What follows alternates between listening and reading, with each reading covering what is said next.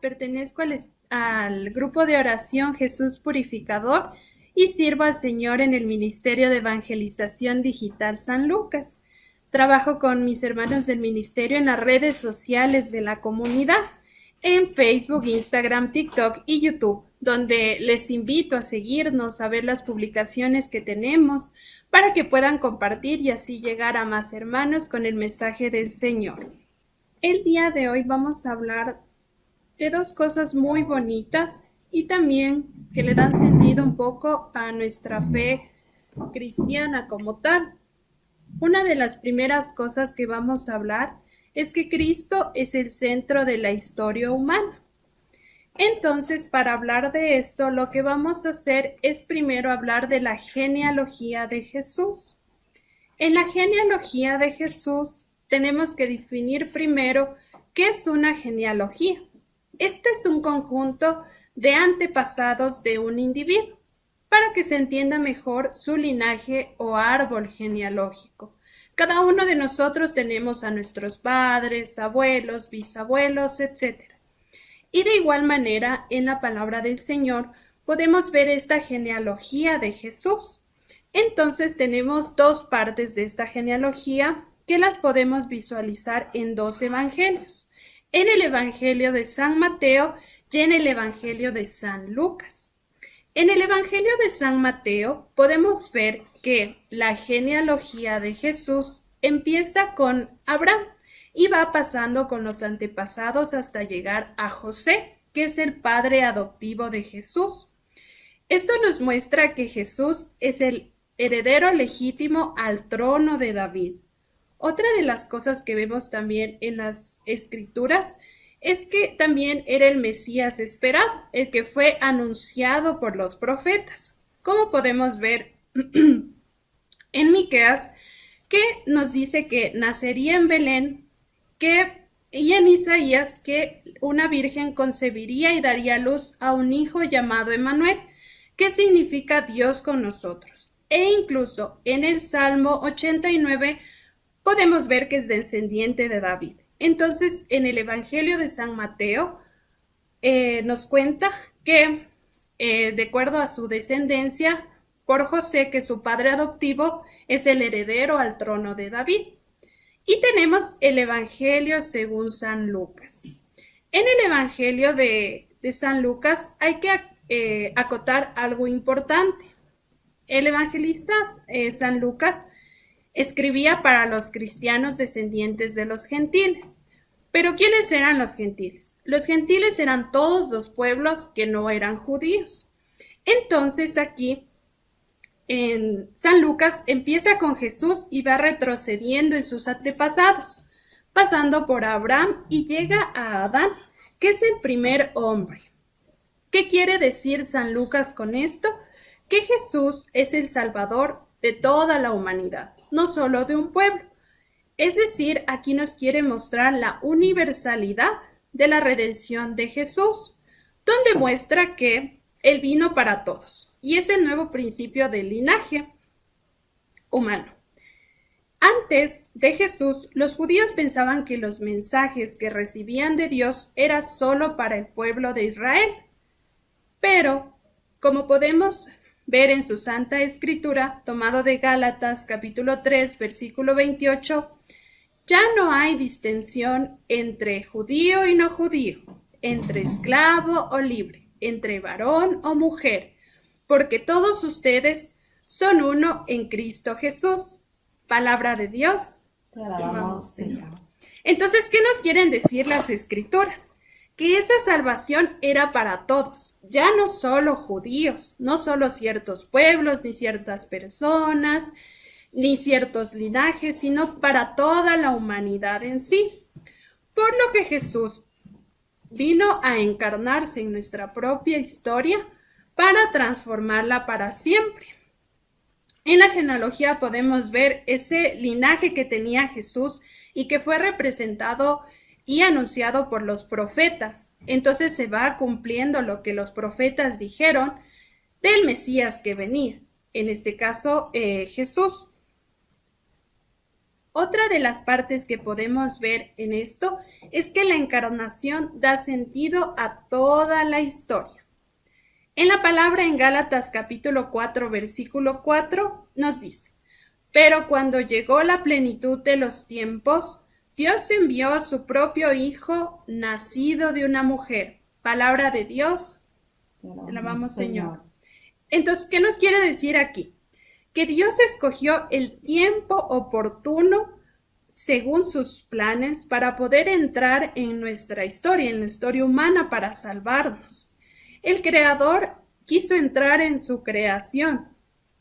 Antes, en el Antiguo Testamento, vemos que Dios hablaba a través de los profetas, hacía alianzas, realizaba milagros, hablaba con pueblos y todo, pero con Jesús vemos algo completamente diferente e incluso hermoso, ya que Dios quiso entrar, no iba a enviar un mensaje, no iba a enviar un mensajero o hablar a través de otras personas, sino que Él iba a entrar en nuestra historia humana. Y por esto es que el nacimiento de Cristo es el centro de la historia humana.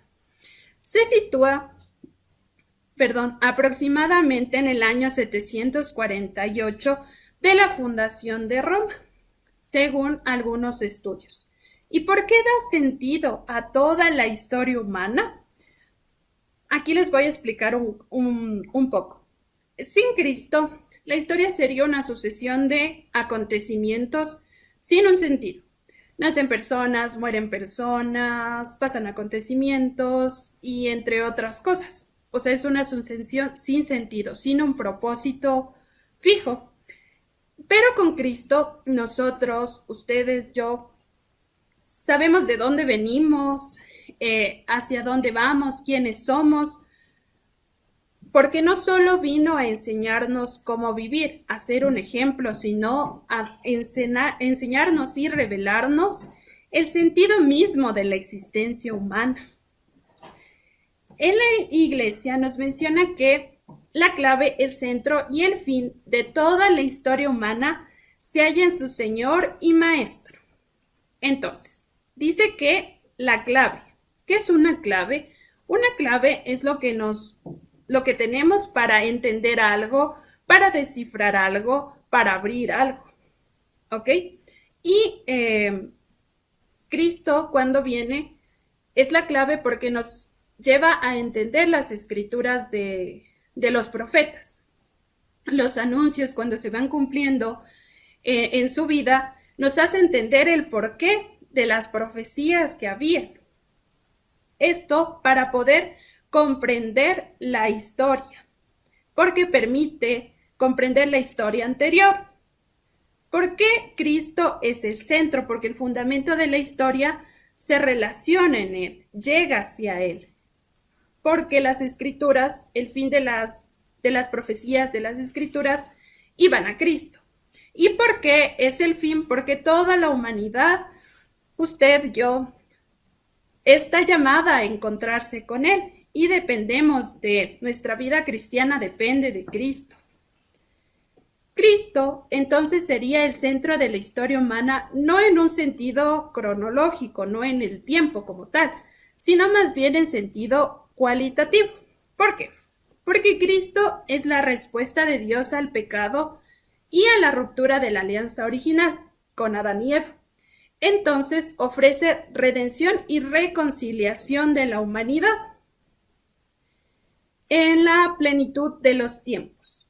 Mientras que el tiempo cronológico, que es el normal, el medible, en cambio, solo sigue acontecimiento tras acontecimiento. Entonces, el nacimiento de Cristo entra en un momento de máxima intensidad y significado, en el tiempo oportuno de Dios. Como les decía, en el momento en el que el plan de Dios quiso entrar en nuestra historia para salvarnos. Entonces, eso en cuanto a la encarnación. Ahora vamos a entrar a la realidad de la encarnación del Hijo de Dios. Después de descubrir que Cristo es el centro de toda la historia humana, surge una pregunta en esto. ¿Cómo entró Dios en nuestra historia? ¿Cómo hizo ese proceso? Esto es a través del misterio de la encarnación. Este es el acontecimiento más grande de toda la historia, en el que el Hijo de Dios se hizo verdaderamente hombre para nuestra salvación. En el Catecismo de la Iglesia Católica, en el numeral 461, nos habla de la encarnación. Y la Iglesia llama encarnación al hecho de que el Hijo de Dios haya asumido una naturaleza humana para llevar a cabo a través de ella nuestra salvación. Entonces, aquí en este literal, lo que entendemos es que el Hijo de Dios, que es Jesucristo, asume nuestra naturaleza para salvarnos a nosotros. Y también en el numeral 463 nos dice que la fe en la encarnación de Dios es el signo distintivo de la fe cristiana. Podemos conocer esto en el Espíritu, que Cristo venido en la carne es de Dios, y deja de entrada claro que es imposible ser cristiano y no creer en el milagro de la encarnación. Es por eso que nosotros debemos tener el concepto de la encarnación bastante claro para defenderlo ante el mundo y también para llevarlo como nuestro escudo, como nuestro testimonio, como lo que creemos y defendemos. Entonces, un poquito más para entrar en esto, nosotros como católicos creemos en el Padre, el Hijo y en el Espíritu Santo, que es la Santísima Trinidad. Son tres personas distintas, un solo Dios verdadero. No son tres dioses, es un solo Dios en el que creemos, con tres personas. Este es un misterio. Por consiguiente, al ser un misterio, no es del todo accesible a nuestra capacidad o nuestra razón humana, aunque algo podamos comprender de él, y es por eso que estamos aquí en la gran asamblea y comprendemos un poco más con las enseñanzas, ya que este misterio supera nuestra inteligencia humana.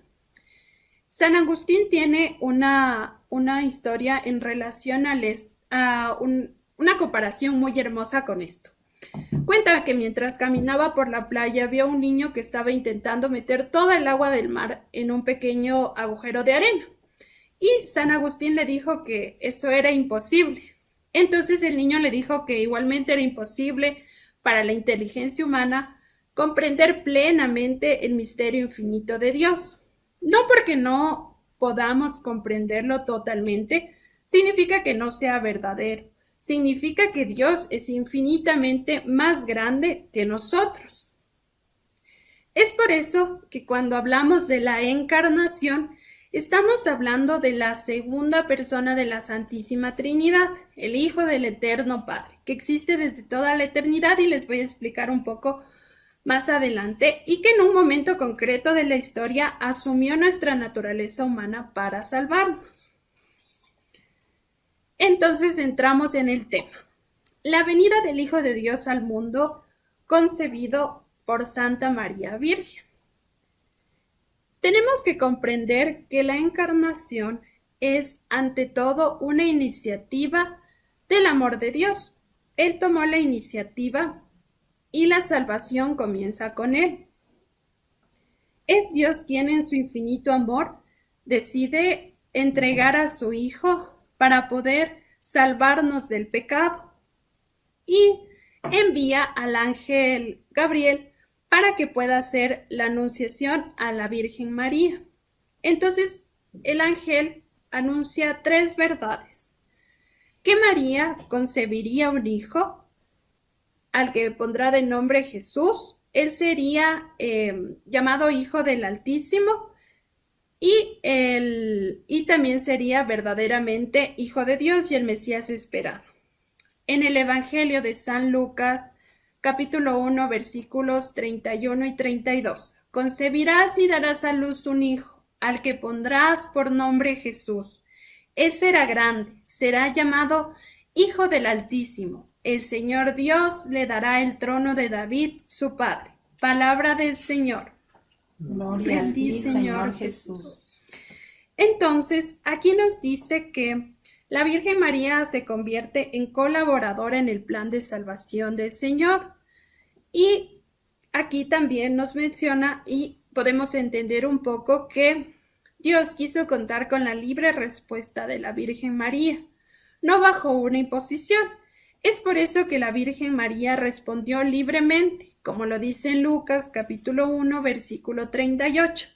He aquí la esclava del Señor, hágase en mí según tu palabra. Allí, la Virgen María, con su fe y obediencia, colaboró de manera única en el plan de la salvación. Ella pronunció el sí para que el Señor pueda actuar en ella y, Dios, a través de ella, pueda generar la encarnación y Jesús se hiciera hombre. Entonces, ahora vamos a hablar que la encarnación es obra del Espíritu Santo. Tomado del Evangelio de San Lucas, capítulo 1, versículo 35. El Espíritu Santo vendrá sobre ti. Palabra del Señor. Gloria a ti, Señor Jesús. Aquí está claro que Jesús no fue concebido como cualquier hombre. No hubo intervención de un varón con la Virgen María. La concepción fue milagrosa. Y aquí fue obra del Espíritu Santo y también, obviamente, de toda la Trinidad. ¿Por qué? Porque el Padre envía al Hijo. El Hijo, que es Jesús, asume la naturaleza humana y el Espíritu Santo realiza la obra de la encarnación. Las Sagradas Escrituras atribuyen especialmente esta acción del Espíritu Santo porque Él es el que manifiesta el amor y el poder creador de Dios en la Virgen María. Él realiza la nueva creación. En Génesis capítulo 1 versículo 2 nos dice que el Espíritu de Dios se cernía sobre las aguas. Entonces, en el comienzo de la creación, el Espíritu Santo estaba dando vida al universo, dando vida a esas nuevas criaturas. Y ahora, en ese entonces, en Nazaret, lo vimos actuando nuevamente, dando vida, actuando en la obra de Dios Padre para la encarnación de su Hijo. Entonces, Jesucristo es la encarnación que se da con la obra del Espíritu Santo. Como les digo, el Espíritu Santo manifiesta el amor y el poder creador del Señor. Entonces, por eso la encarnación no es solamente el inicio de la vida terrenal de Jesús, es también el inicio de la nueva humanidad que viene con la salvación de Jesús, que es restaurada por la gracia de Dios, y el mismo Espíritu que dio vida al mundo en el inicio es el que forma a través de su obra en el seno de la Virgen María la humanidad.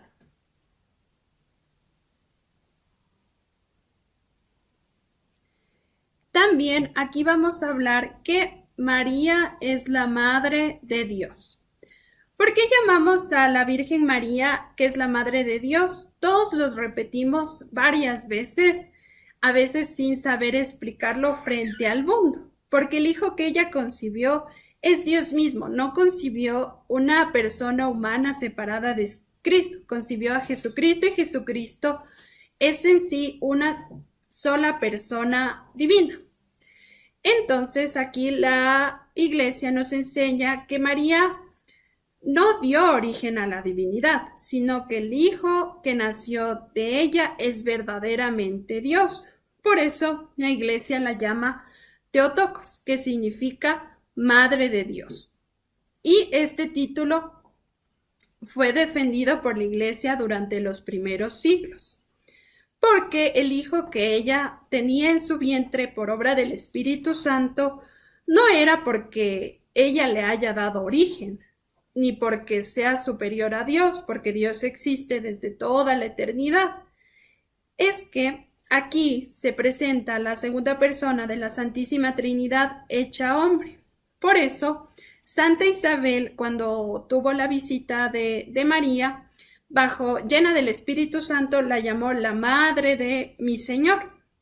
Es por eso que la Virgen María ocupa un lugar único en la historia de salvación, no porque ella sea la autora de la salvación como tal, sino porque Dios quiso contar con su libre colaboración. Pero la iniciativa, el actuar y el accionar viene siempre de Dios, porque fue Dios quien envió al ángel, fue Dios quien propuso el plan, fue Dios quien realizó la encarnación por obra del Espíritu Santo, pero María respondió con fe y obediencia para que se haga según su voluntad. Por eso la Iglesia la honra como Madre de Dios, no porque haya sido la que creó a Dios como tal, sino porque de ella, de la maternidad divina que ella tuvo, se defiende también la verdadera identidad de Jesucristo. Ya, María no es el centro de la salvación, la Virgen María no es el centro de la salvación, el centro es Cristo, pero la Virgen María ocupa un lugar privilegiado porque fue la mujer que dijo sí a ese plan que Dios tenía para nuestra salvación y colaboró en este. Otra de las cosas que vamos a ver aquí es que el Verbo se hizo carne. La encarnación. Aquí nos vamos a detener más tiempo porque es importante que nosotros entendamos un poco más. Como dije, no lo podemos entender al 100% porque es el misterio de la encarnación, pero podemos entender un poco más todo este amor que Dios tenía. Entonces, en el Evangelio de San Juan, capítulo 1, versículo 14, el Verbo se hizo carne. La palabra verbo aquí en el Evangelio de San Juan significa la palabra y la palabra en el Evangelio es Jesús, es el Hijo eterno de Dios, la segunda persona de la Santísima Trinidad. Como nos dice en Juan capítulo 1 versículo 1, en el principio ya existía la palabra y aquel que es la palabra estaba con Dios y era Dios. Aquí San Juan está afirmando tres cosas. El verbo, que es la palabra, que como les mencioné, es Jesús, ya existía desde toda la eternidad. Otra de las cosas que es también distinto al Padre y que es Dios. Por lo tanto, Jesús no comenzó a existir como tal en Belén. Sí, ahí es el inicio de su vida humana, de la vida que vino a darnos para la salvación. Pero no comenzó ahí su existencia divina como tal, sino antes de la creación ya existía el Hijo de Dios, como lo menciona en San Juan capítulo 8, versículos 58. Jesús les contestó, les aseguro que yo existo antes de que existiera Abraham. Entonces, ¿qué significa? Que el Padre debía tener un hijo en el inicio de la creación y ya existía el Hijo cuando existía Dios Padre al inicio de la creación, pero este Hijo decidió encarnarse y asumir la naturaleza humana para poder ser un ser humano como tal. Y gracias también al sí que dijo la Virgen María, pudo generarse también la parte de la naturaleza humana de Jesús. En esto, Dios, el Hijo de Dios, no quiso venir solo como parecido a un ser humano o vestido de ser humano, sino que un ser humano completo. No con apariencia, no fingió ser un ser humano, sino que al 100% fue un ser humano. Con sentimientos humanos, sufría, lloraba, se sentía triste, enojado, tenía hambre, tenía sueño, tenía sed, sentía cansancio, pero no dejaba de ser Dios. El Creador entró en su creación en el tiempo y decidió para nuestra salvación comenzar su naturaleza humana desde el inicio, desde la concepción, desde el ser el bebé, el encarnarse, ser un bebé, un niño indefenso, habitar entre nosotros. No se transformó en hombre y dejó de ser Dios, sino que es una persona divina con dos naturalezas, la divina y la humana. Hay un santo que se llama San Luis María Grignot de Montfort que reflexiona sobre esto y en sus reflexiones nos dice que Jesús, que Cristo, pudo haber pasado toda su vida haciendo milagros, predicando y convirtiendo multitudes. Sin embargo, prefirió pasar 30 años en la sencillez de Nazaret, en su naturaleza humana, junto a María, junto a sus discípulos, viviendo cada día. Y es ahí cuando vemos este amor divino dado por Dios, porque decidió entrar en nuestra historia de esa manera, en el tiempo oportuno, hablarnos de la salvación, darnos un estilo de vida nuevo, un nuevo ser, a través de su ejemplo. Como lo hemos visto en enseñanzas anteriores, vino para varias cosas, para salvarnos, para mostrarnos su naturaleza, para también mostrarnos cómo vivir, cómo seguir. Y también aquí vemos algo muy bonito porque Dios quiso enseñarnos el valor de la humildad, la obediencia y de la vida que Él vivió, porque el Todopoderoso se redujo a algo pequeño, algo humano, a esa naturaleza humana, a ese cuerpo que a veces se siente cansado, que a veces no logra estar de pie, para demostrarnos que el centro es Él y que la salvación que Él nos da es verdadera, que lo que Él ha dicho en el paso de los tiempos es verdadero y que Él entró en nuestra historia, asumió nuestra humanidad y caminó entre nosotros para conducirnos nuevamente a Dios Padre. También veía en una enseñanza que lo ponían como una interpretación, más no está en las escrituras como tal, ni es parte de la teología, pero lo ponían como una interpretación de que Dios Padre se reunió con Hijo y con Espíritu Santo y hablaron entre los tres para la salvación de la humanidad como tal. Entonces aquí Dios actúa a través de María para realizar con la obra del Espíritu Santo el misterio de la encarnación y enviar a su propio Hijo, quien padeció todas las cosas que tal vez alguno de nosotros, sacando de lado el hecho de lo que sufrió Jesús en su crucifixión, el hecho de llorar, de sentirse enojado, de sentirse defraudado, de sentirse triste y cansado, para demostrarnos que en Él está la salvación, que Él vino, o sea, el Rey del universo, quiso ser un bebé, quiso ser protegido, quiso ser un niño como tal que fue creciendo para demostrarnos ese amor infinito que nos tuvo. Y obviamente después, con su entrega en la cruz, el amor se demostró de una manera excepcional. Entonces, en este sentido de la encarnación, de que el Verbo se hizo carne como tal, debemos entender que la naturaleza de Jesús son dos, la divina y la humana. Y por eso entregó nuestros pecados en la cruz para salvarnos. Y porque el centro se une un poco lo de la encarnación con lo de que Jesús es el centro de la historia humana, porque Él es, como lo decía, Él se encarnó para poder entregarse por nuestros pecados y para poder guiarnos nuevamente hacia el Padre después del pecado.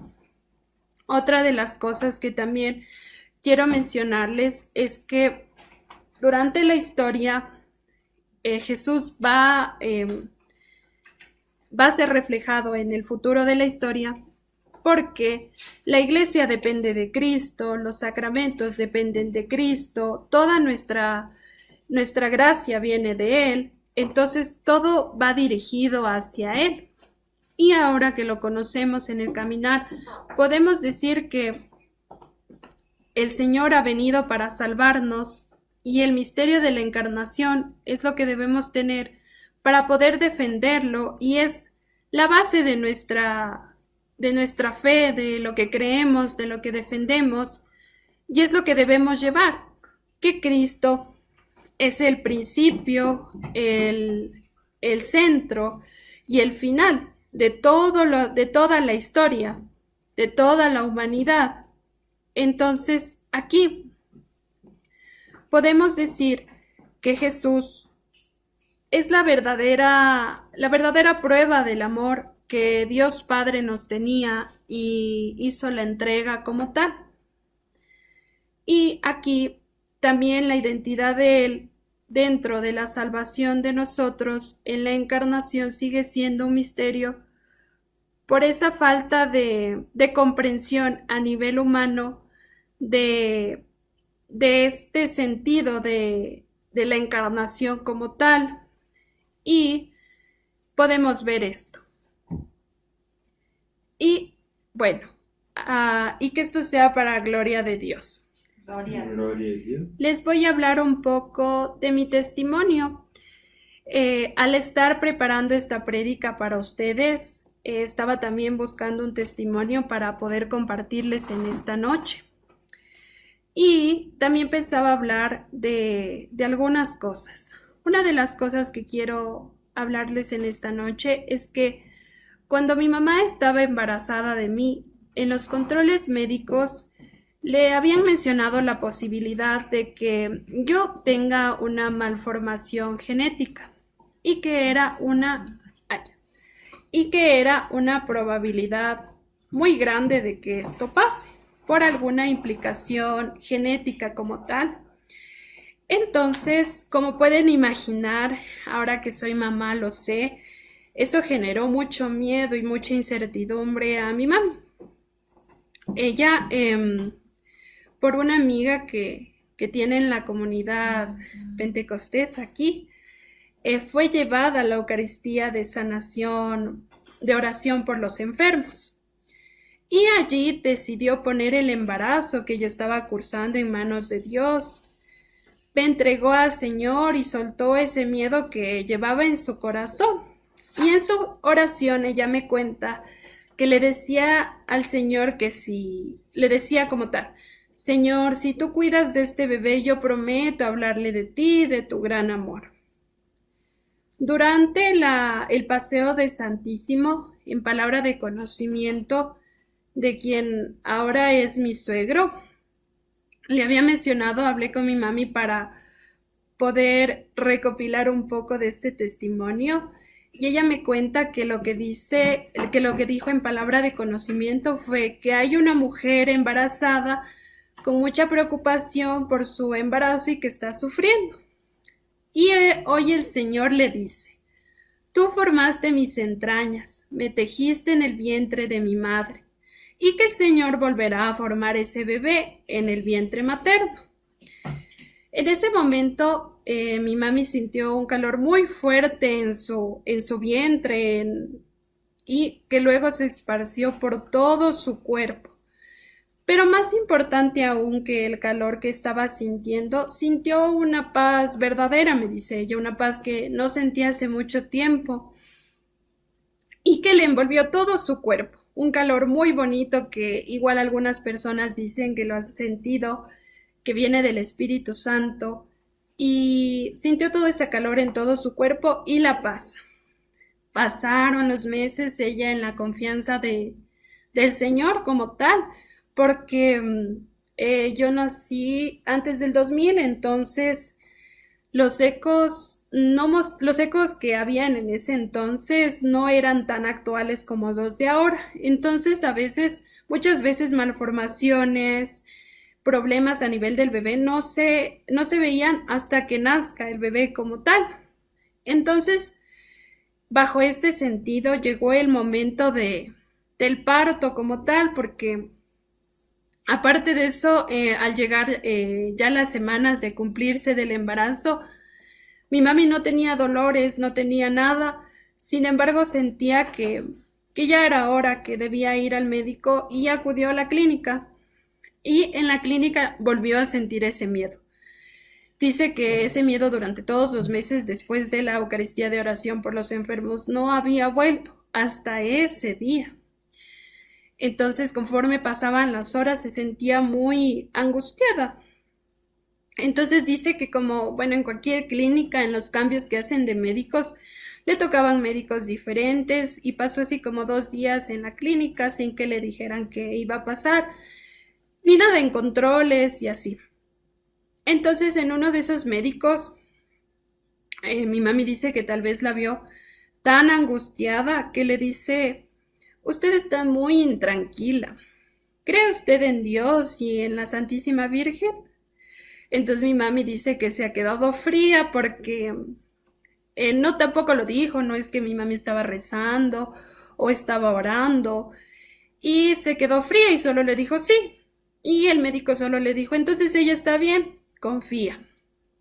Entonces mi mami dice que seguía con esa preocupación a pesar de lo que él le había dicho, pero conforme pasaba la noche, recordaba lo que el Señor le había dicho en la Eucaristía de oración por los enfermos y pues eh, nací yo y hoy mientras comparto esta enseñanza con ustedes, mientras avanzaba también, porque aparte de investigar, de leer, avanzaba en leyendo todo esto para poder traerles aquí la palabra del Señor, porque cuando estudié lo de la encarnación, hablamos de un Dios que entra en la historia humana, que conoce la fragilidad, que conoce nuestras luchas, que obra incluso desde el vientre materno. Yo soy testigo de que Dios sigue actuando, de que Él sigue entrando en las historias de las personas, de que sigue transformando ese miedo en paz, que es lo que pasó en mi mami. Y si hoy yo estoy aquí frente a ustedes hablando de Cristo, es porque Dios fue fiel antes de mi nacimiento, porque lo que yo les cuento es en base a lo que me dice mi mamá. Por eso, después de conocer todo lo que hemos aprendido en esta noche, solo puedo decir una cosa, que Cristo verdaderamente es el centro de la historia humana y también ha sido desde antes de mi nacimiento, el centro de mi historia. Y bueno, ahora tengo 26 años, pude acabar, 27, perdón, pude acabar mi carrera, soy doctora, tengo una hija, tengo un esposo y durante todos estos años no he tenido ningún problema médico, a excepción de las fracturas que yo misma me las he provocado. Pero el Señor ha sido muy bueno conmigo en varios momentos de mi vida. No solo, y en la adolescencia me volvió a traer aquí, a la comunidad pentecostés, donde todo comenzó para mí, incluso antes de mi nacimiento. Entonces para mí es muy hermoso el hablar de Él, el tratar de comprenderlo más y que esto sea para gloria de Dios.